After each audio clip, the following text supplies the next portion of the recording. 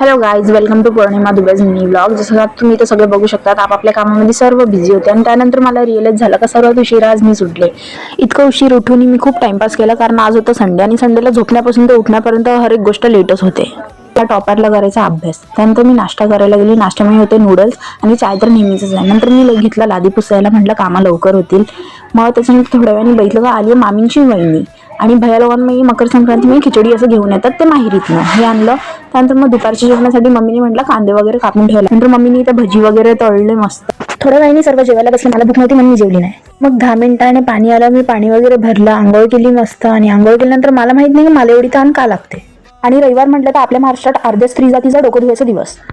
बरेच तासभर अभ्यास केल्यानंतर माझं लक्ष गेलं घडीकडे, जिथे 6, 6:30, पावणे 7 झाले ना का आमच्या घरामध्ये छोट्यापासून ते मोठ्यापर्यंत सगळ्यांना चहाची तलप लागते. मग मी गेले किचनमध्ये आणि ठेवला चहा. आपल्या भारतामध्ये संध्याकाळ झाली आणि पूजा नाही केली तर मध्ये घर काय अर्थाचा. पूजा करून येसतर चहा सुद्धा उकळला आणि त्यामुळे टाकलं दूध.